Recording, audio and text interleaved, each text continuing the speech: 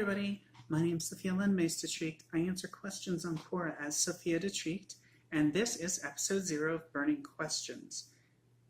I had the idea for this after realizing that some of my answers on Quora didn't really convey the proper nuance of what I was trying to say. And so after checking with the relevant authorities and powers that be, I made sure that this was okay, and what I'm going to do is I'm going to go through Quora every week, and I'm going to cut off on Wednesday. I'm going to find my 5 favorite questions, both from my Ask to Answer pile and my feed in general. And I'm going to answer those questions on camera, and I'm going to add in a little bit of editing magic and hopefully have the whole thing uploaded to YouTube by Monday. Hopefully. And as I'm uploading the video, which will probably take some time, I'm going to post the text of the answers to Quora. So this is episode 0. I'm only doing 3 questions today, and just to give you an idea of how the show is going to end up working. And so I think that's all the housekeeping stuff. Oh yeah, this isn't my preferred setting for doing this. I would rather be behind like a desk, like a news desk with a green screen behind me so I could do more kind of fun visual stuff. But finances are what they are, and you know, you make do with what you got. So for the foreseeable future, this is what we got. Okay, so I think that's all the housekeeping stuff, and so let's dive right in.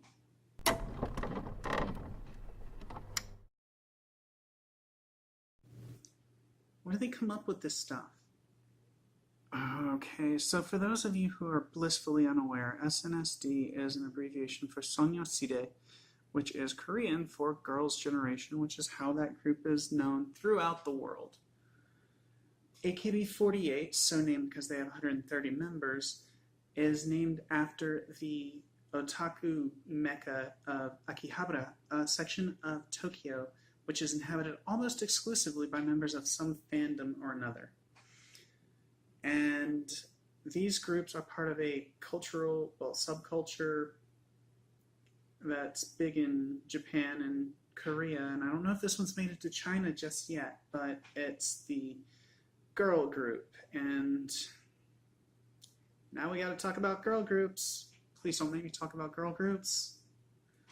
I know it's in the question, but like, please? Now we gotta talk about girl groups. So for those who are unaware, girl groups, particularly in Japan, have been accused in the past of sexualizing very young girls, some as young as 12 and 13, locking them into bizarre contracts and punishing them, fining them, or firing them if they ever date a man. Which, first off, who you do or do not sleep with as a condition for employment is so wrong, but not as wrong as the reason those clauses are there. One of the worst things about me is that in my younger years, I spent some time involuntarily roomed with a 20-year-old man who unironically listened to Mourning a Musume, which is a Japanese girl group that was very popular at the turn of the century, and so I heard a lot of their music and even grew to like some of it. But more than that, I heard about their drama because they're more pop culture stars than just musicians, and I heard a lot of people, particularly my roommate, talk about them. Let me be very clear.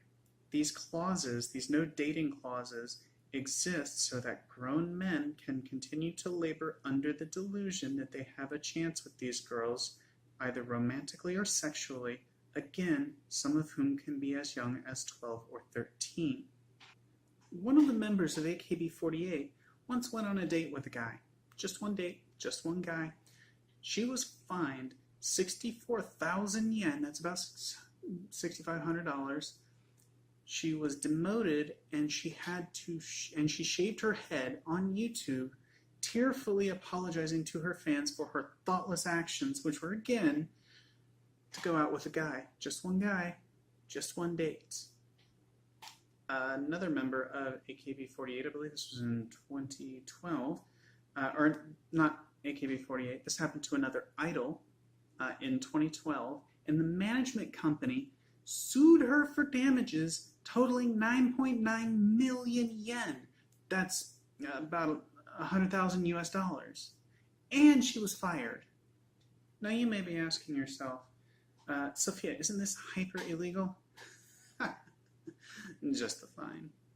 In the 2012 case, it was ruled that the love ban, they call it a love ban, is fine, but it significantly infringes on, the fine significantly infringes on the individual's right to seek happiness. So, hooray?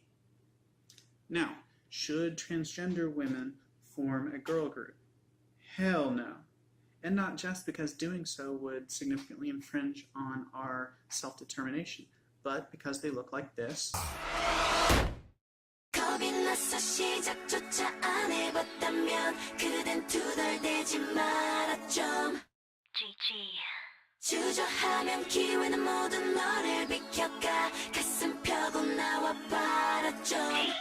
And this.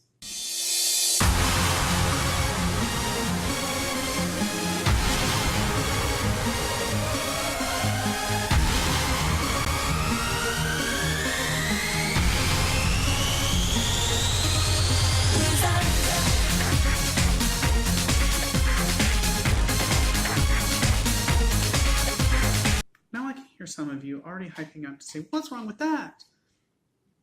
Well, I can think more than 10 moves into the future, and so let me tell you what's wrong with that. I'm thinking 3 moves ahead, where the entire world looks at this and says, it's a drag show. Which again, I can hear some of you hyping up to shout, what's wrong with that? Well, nothing. When it's drag queens doing it. And yes, I know there are transgender drag queens. Carmen Carrera is not a role model. Shut up, I know. I don't believe that the mainstream can differentiate between drag queens and trans people. And I don't think that because this here has been called a drag queen so many times, I can't shake a stick at it. If anything, my makeup is too understated, which is not the typical mark of a drag queen. So, and of course, by mainstream, I mean the kind of person, lawmakers, and the kind of person who buys lawmakers. Get us to a point where we don't have to worry about a stooge for the Family Research Council running the State Department, and then we can have a conversation. Until then, the continued infantilization of trans identities is not helpful to our broader acceptance in society. Now, if you'll excuse me, I feel after this conversation like I have to take a shower with napalm.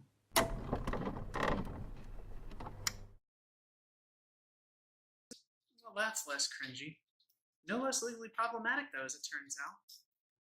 So the way it works out is that the PRC, the People's Republic of China, is currently legally responsible for Tiangong 1.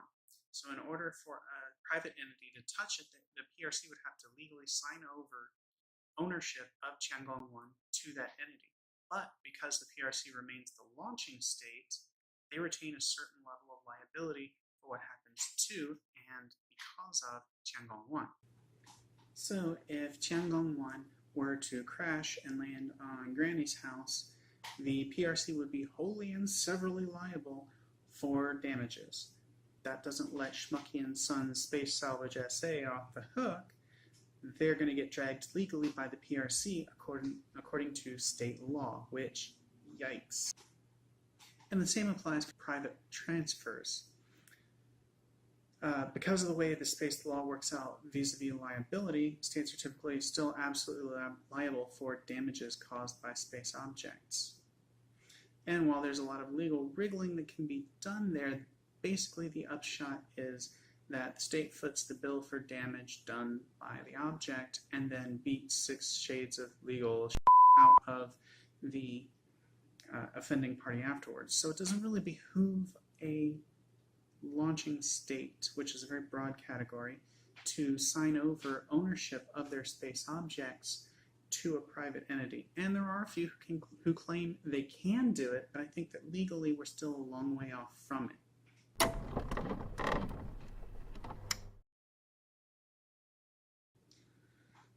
Oh god. Okay, I give. What did the great negotiator say this time? Nothing. Huh. Okay. Well, assuming we're not talking about the Cheeto Bonito sitting as fat on somebody's head until it pops like a party popper, the nuclear option is typically that one juicy bit of information that you have that you don't, or that I should say, the threat behind said juicy piece of information that you don't want to bring out, but you have in your back pocket just in case to play as a, trump card.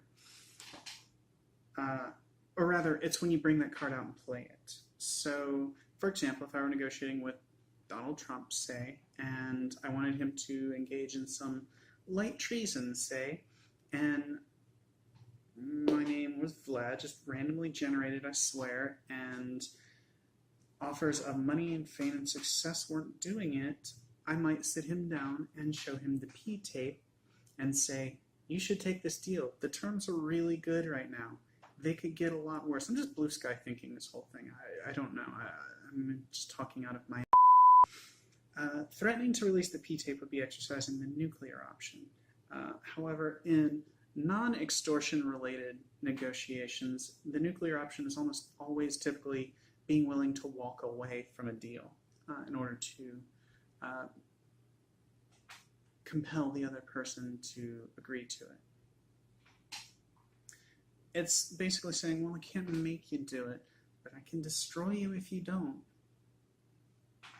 So, obviously, the example I gave was a shady example. Walking away is typically the nuclear option.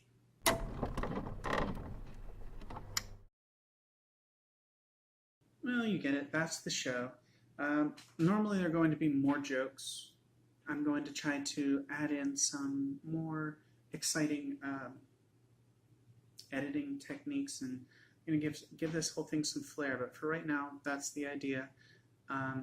If you liked what you saw, do like the video, subscribe to the channel, and if you're interested in making burning questions a more regular thing and seeing some other ideas that I have cooking up, you might think about visiting my Patreon page and subscribing or donating what you can, and I will try to have episode 1 out by Monday.